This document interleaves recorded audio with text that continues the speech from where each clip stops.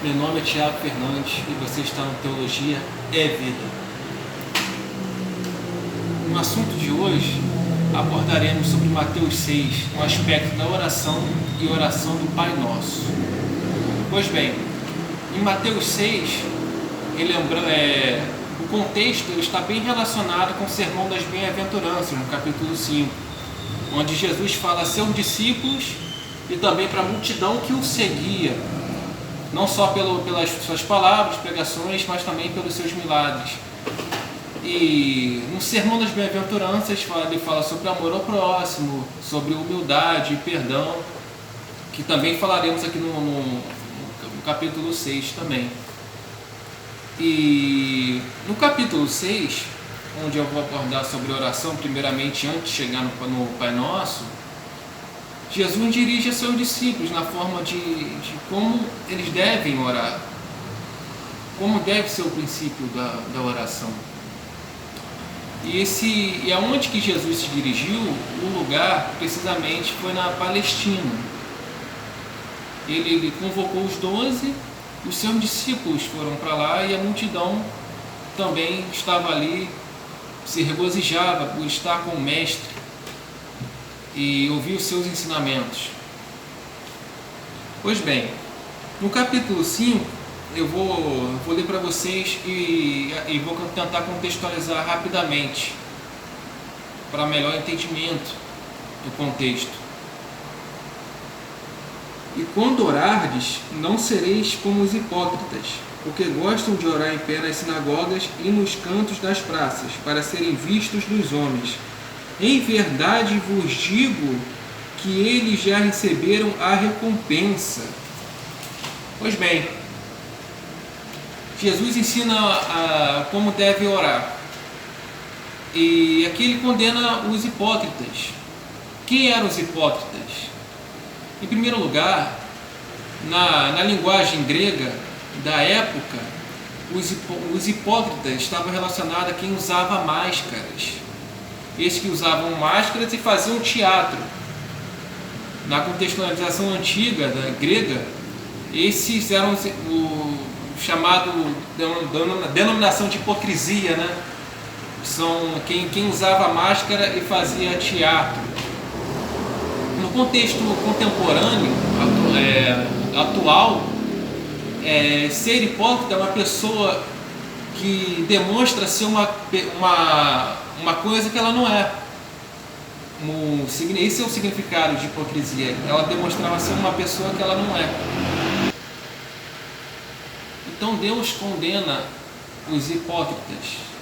Eles gostavam de orar em voz alta, gostavam de ser reconhecidos pela eloquência da sua pregação. Eles não só oravam nas praças, né, em voz alta, a fim de serem aplaudidos, de serem vistos como um ranqueamento da alta patente da espiritualidade, se assim podemos dizer. Um detalhe muito importante, que nas sinagogas o mestre ensinava sentado e orava sentado. E os fariseus faziam o contrário, eles oravam em pé e com toda a astúcia de arrogante. Isso Deus condena. E ele fala aqui, Jesus fala que eles já receberam a recompensa. E qual a recompensa que os hipócritas recebiam? Era o aplauso diante dos homens, mas a reprovação diante de Deus. Deus não ouvia a oração deles. E fica um detalhe muito importante aqui para a vida cristã. Por esse versículo, nesse contexto aqui, fica a questão do aplauso. O que adianta você ter o aplauso dos homens e a reprovação diante de Deus? Essa é uma questão muito importante que devemos sempre levar a sério. Prosseguindo, vou ler o capítulo 6. Tu, porém, quando orares, entra no teu quarto e, fechada a porta, orarás a teu Pai que está em secreto, e teu Pai que vê em secreto te recompensará. Jesus ensina aqui intimidade quando entra e fecha a porta. Você, quando está com sua esposa, você é casado, você está com sua esposa e resolve fechar a porta, ali você não quer que ninguém entre, porque ali é um sinal de intimidade.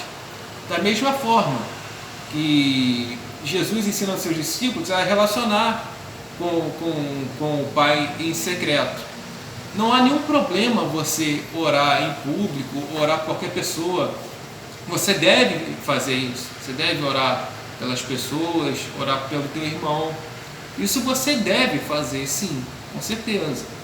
Só que não com os princípios que os hipócritas faziam. Isso aqui, oração é intimidade. Você deve ter intimidade com o Pai.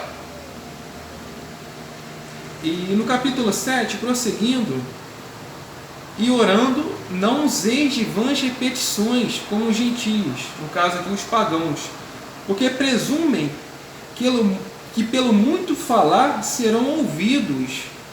Aqui Jesus condena as vãs repetições, e estabelecendo aqui uma diferença. Qual a diferença de uma oração para uma reza? Oração vem de dentro, vem de coração contrito, querendo expor algo. E assim, isso é uma coisa muito espontânea, o que vem de dentro. A reza é uma oração repetida. E Jesus condena isso. Jesus não quer esse tipo de repetição. Ele quer relacionamento. Essa está uma diferença básica entre oração e reza. Os pagãos, eles faziam isso. O que eles faziam? Eles também usavam de vãs repetições. Por que eles usavam de vãs repetições? Porque os deuses da imaginação deles, que eles criaram para si,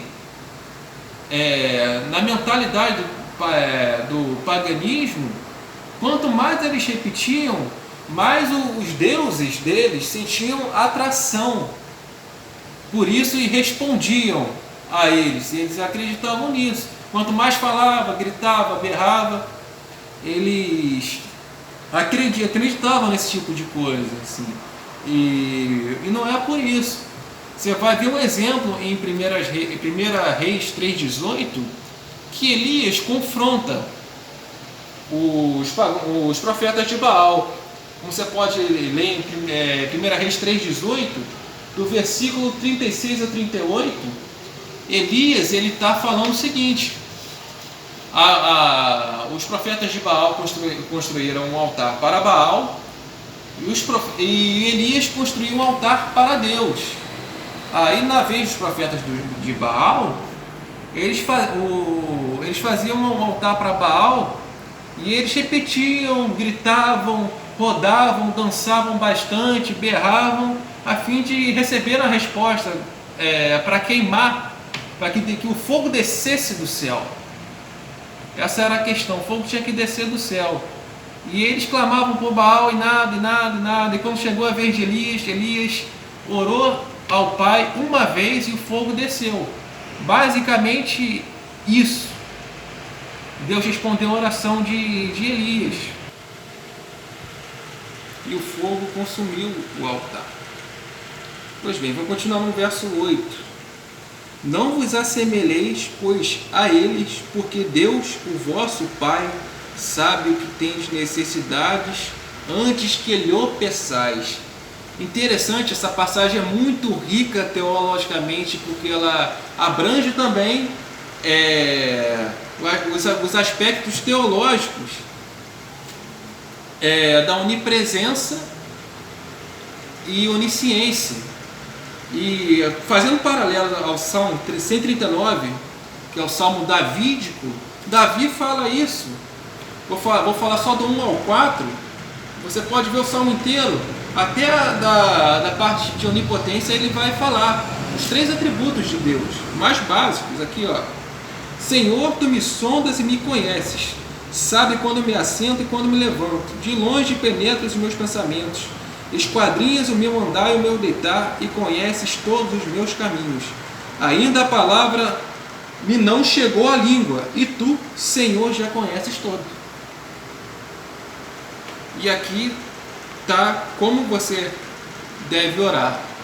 O vídeo que vem falarei sobre oração do Pai Nosso. Fique aqui, se inscreva no canal, pergunte o que quiser e estarei disposto, se Deus assim quiser, responderei a todos vocês. Obrigado, um abração.